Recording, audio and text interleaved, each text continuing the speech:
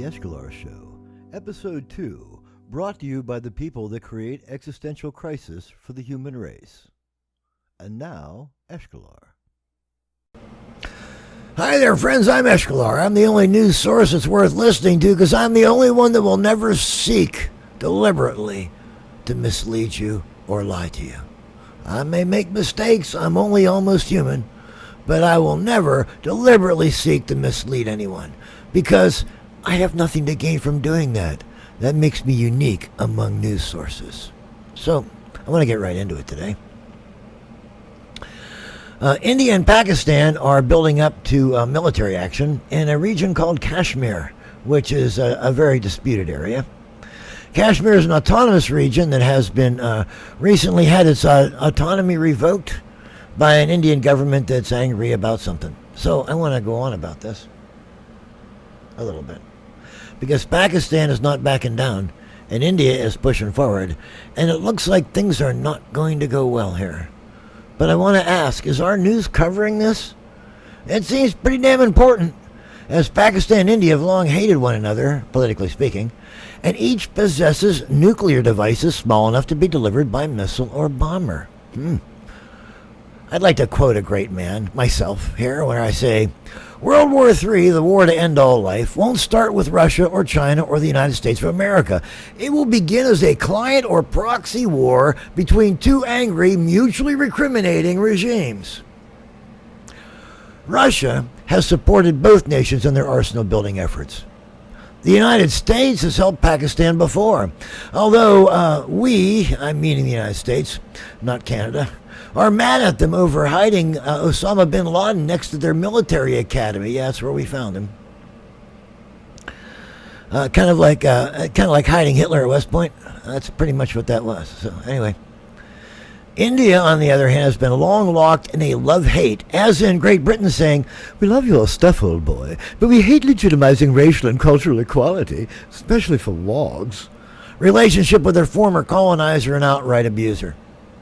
Both nations at loggerheads, Pakistan and India, are experiencing mass social unrest as well. A key reason their foreign policy has become the focus of their respective national mass media of late.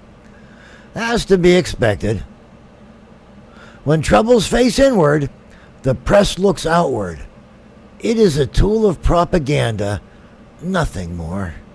So, two nations, both having severe cash flow and human rights problems, check out India's ongoing widespread violence against women for more on that, are posturing at one another instead of addressing their most pressing social needs. The more things change, the more they say the same. Military contractors, there and elsewhere around the globe, will profit like mad, while the misery of the poor in both nations will increase, probably exponentially. Here's the sitch. Pakistan knows that India will utterly defeat it in the field should the two nations declare conventional war upon one another. So that won't happen. If India presses Pakistan hard enough to provoke a sense of existential crisis, however, the nuclear option will be moved to center stage. Not as a winning strategy, of course, only in revenge for their own destruction at the hands of a bitter enemy. Anybody remember Kim Jong-un saying the same stuff? So it's not like world leaders don't think like that. It's that I'm the only one that understands and points it out the truth. The other people are trying to get you to buy a product. I'm just trying to inform you. So what's the chance that Russia or China, both of which with strong trade ties in the region, won't feel compelled to intervene at some point? And they're nuclear nations too, and at variance with one another as to trade and military security. Do you sense the polarization coming? And we, meaning the United States, not Canada, love to flex our first world muscles at squabbling inferiors, don't we? Well, meanwhile, in Toontown news, a dog named Goliath is saying, "They're not gonna like this, Davy."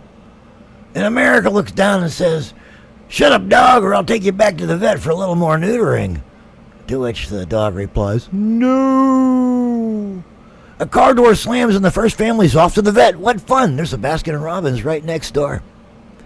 Boo Boo Bear, along with Yogi, eaten out of the garbage nearby, is about to remonstrate with his friend over the same cupidity, but wisely refrains and so lives to fight and breed another day.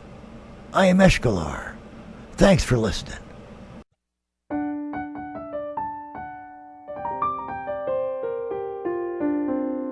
Thanks for listening to the Eshkalar Show today.